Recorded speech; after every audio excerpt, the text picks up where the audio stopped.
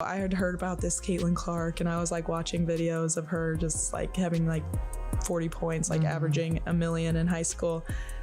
And I was like, oh, this girl thinks she's gonna come here and rule the world, you know, like whatever. It's gonna be, you know, whatever. And there she did, came in right away and ruled the world. And I was like, all right, here we go. I feel like your two Iowa teams left a mark on women's college basketball, but also women's basketball at large. Is that like kind of crazy to think about? Like you were a part of something that was a catalyst for this like larger growth. Kate Martin knew Caitlin Clark was special from day one, but what she didn't know back then was that years later, that same player would become the voice that saved her career, not from injury, not from failure, but from something far more suffocating: invisibility. While the WNBA world celebrated Aja Wilson's dynasty in Las Vegas, Kate Martin was drowning on that same bench, watching her potential evaporate game after game. Then came the phone call, the one that changed everything. And Aja Wilson, she never saw what was coming. Many of you have been asking what really happened in Vegas. Why did Kate Martin, the glue player who helped lead Iowa to back-to-back Final Fours, suddenly vanish from relevance? And more importantly, how did Caitlin Clark step in at the exact moment Kate needed her most? Let's filter out the noise and connect the dots, because this story reveals something the WNBA doesn't want you to see. If you believe the story behind the story matters, smash that like button. It tells us we're on the right track. The truth is, Kate Martin's WNBA nightmare started the moment the Las Vegas Aces drafted her. On paper, it looked perfect. The two-time defending champions, the most dominant franchise in the league, a chance to learn from the best. But here's what nobody tells you about landing on a dynasty. There's no room to breathe. The Aces weren't looking for development. They were looking for bodies to fill practice squads and garbage time. Kate wasn't a project, she was a placeholder. Week after week, Kate sat.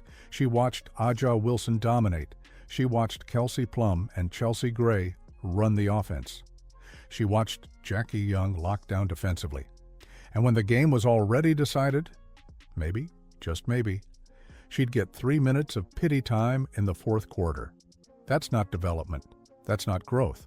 That's a slow fade into irrelevance, the kind that kills careers before they start. Reading between the lines, you can see the psychological toll. Kate went from being the calming presence on a national championship contender to being the forgotten name at the end of the bench. In Iowa, she was trusted.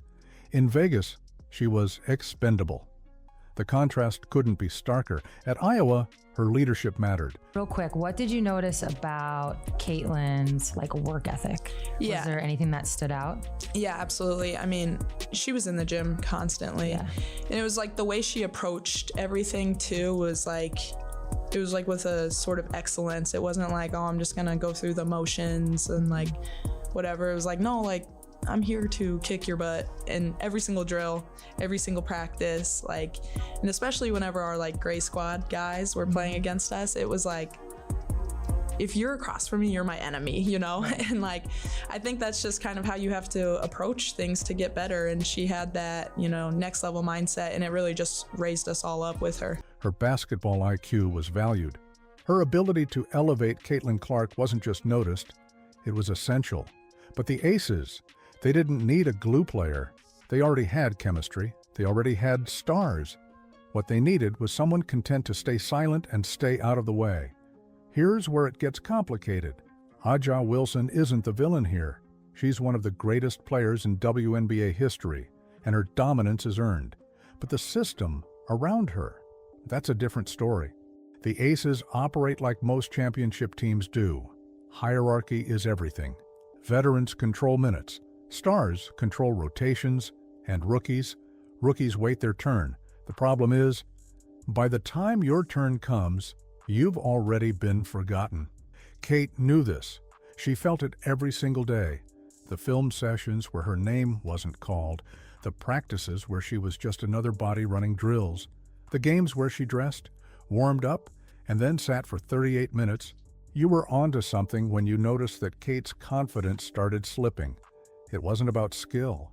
It was about being invisible in a system that had no space for her. That's the Kate Martin that Caitlin Clark remembered, the one who saw greatness and called it out immediately, the one who adapted, who elevated, who made everyone around her better. But Vegas never gave her the chance to be that player. They saw her resume. Iowa role player, Caitlin Clark's teammate. Nice story, limited ceiling. They didn't see the leadership. They didn't see the basketball IQ. They didn't see the intangibles that make championship teams work. And here's the brutal reality. The WNBA doesn't have time for intangibles when you're sitting at the end of the bench. You can be the smartest player in the arena, but if you never touch the floor, it doesn't matter. Kate's situation in Vegas was the perfect storm of bad timing and bad fit. The Aces didn't need her skill set. They didn't value her presence, and they certainly weren't interested in developing her. So Kate did what any competitor would do. She kept working. She stayed ready. She kept her head down and hoped that eventually someone would notice. But months passed, the season dragged on, and the phone wasn't ringing. Not from coaches, not from teammates, not from anyone, until it did. And the voice on the other end was the only one that mattered. Caitlin Clark didn't call to offer sympathy. She called to offer something far more valuable: perspective. We're getting into the details that sources have shared, but the message was clear. Caitlin reminded Kate of who she was. Not Kate Martin, the Vegas bench warmer, but Kate Martin, the player who helped change women's basketball, the one who thrived under pressure, the one who made Caitlin better, not the other way around. That phone call wasn't just a pep talk, it was a lifeline. Because in that moment, Kate realized something crucial. She didn't need to wait for the Aces to see her value. She needed to go somewhere that already understood it. The Golden State Valkyries were building something from scratch. An expansion team with no egos, no hierarchy, no established pecking order, just opportunity. And when they selected Kate in the expansion draft, it wasn't a consolation prize. It was an invitation. Vegas saw Kate Martin as disposable. Golden State saw her as foundational. That's not just a difference in roster construction. That's a difference in philosophy. And if you're connecting these dots the way we are, drop a comment below with your thoughts on what Kate's move means for the future of player empowerment in the WNBA. Because this story is bigger than one phone call. Let's talk about what Kate found in Golden State, because the contrast is stunning. The Valkyries sold out their season tickets immediately. Chase Center erupts for every home game. The fans stayed through a blowout loss in the season opener, cheering from the first minute to the last. That's not just support, that's belief. And Kate Martin walked into an environment that had been missing from her life for months. A place where she mattered, that mindset, that work ethic, that competitive fire, it never left Kate. It was just buried under the weight of Vegas's hierarchy. But Golden State gave her something the Aces never could: freedom. Freedom to make mistakes. Freedom to grow. Freedom to be the player Iowa knew she could be. Head coach Natalie Nakasi, who actually saw Kate up close in Vegas, understood what was being wasted. Her system in Golden State isn't about perfection. It's about effort, communication, and accountability. The Valkyries aren't asking Kate to be Caitlin Clark. They're asking her to be Kate Martin, the glue, the communicator, the player who makes everyone around her better. And for the first time since leaving Iowa, Kate has the minutes and the platform to prove it. She's not chasing highlight stats. She's building trust. Every rebound, every screen, every smart pass, every defensive rotation, it's her statement to the league that she belongs. That moment, beating undefeated South Carolina in the Final Four, that's who Kate Martin is. That's the player Golden State drafted, not a bench warmer, not a practice body, but a winner who performs when the stakes are highest. And the Valkyries' front office understood something crucial. You can't teach that kind of mentality. You either have it or you don't. Kate has it. But let's zoom out for a second, because this story reveals a massive problem in the WNBA. How many Kate Martins are sitting on benches right now? watching their potential die because they landed in the wrong system. How many players are one phone call away from giving up? The league talks about growth and expansion, but growth means nothing if you're wasting talent in the name of hierarchy. Multiple sources are whispering about the cultural shift happening in Golden State, and it's not subtle.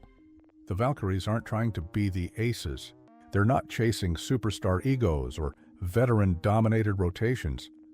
GM Ohema Nyanan built this roster around collaboration, high IQ players, unselfish athletes, people who value chemistry over clout.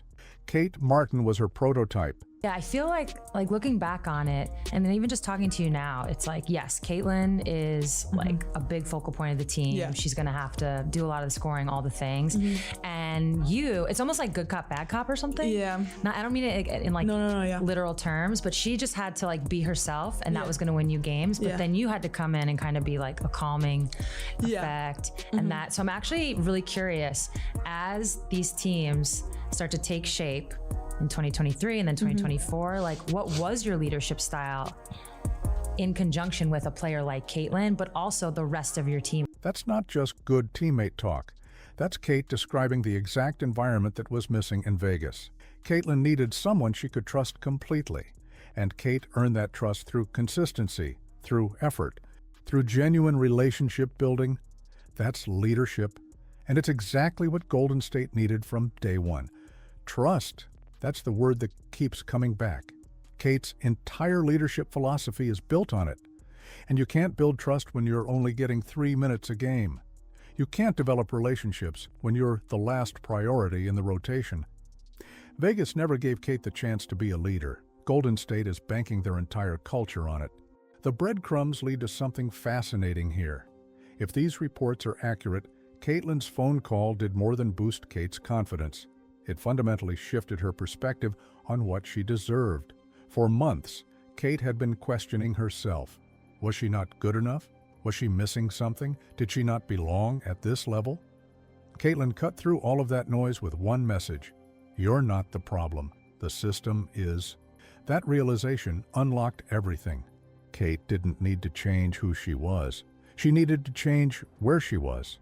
And when the Valkyries came calling, she was ready.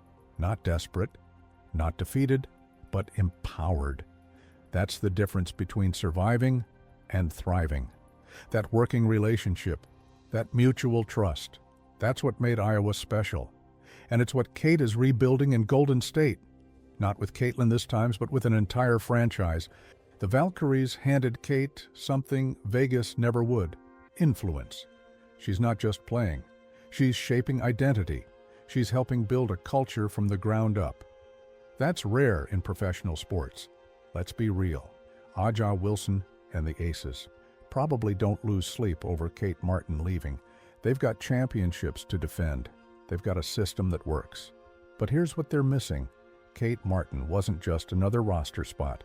She was a player who could have added depth, versatility, and leadership to their dynasty. Instead, they let her walk to an expansion team that immediately made her a cornerstone. The WNBA community is buzzing about what this means for player empowerment, because Kate didn't demand a trade.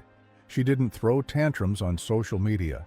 She simply waited for her opportunity, took Caitlin's advice to heart, and walked into a better situation with her head held high. That's how you control your own narrative. Sue Bird once said every player needs to find the right system, not just any team, but the one that actually values what they bring. Kate found hers. And the best part, she's proving every single night that Vegas made a mistake. Not because she's dropping 30 points, but because she's doing exactly what she always did at Iowa, making everyone around her better. So here's the bottom line. Caitlin Clark didn't just save Kate Martin's career. She reminded her that she never needed saving in the first place. Kate just needed the right stage. Golden State gave her that stage. And now the league is watching. If you believe Kate Martin is just getting started, make sure you're subscribed with all notifications turned on. We're tracking every move in this story, and trust us, the Valkyries are about to make some serious noise. Drop Golden State Kate in the comments if you're here for the entire journey. We'll see you in the next one.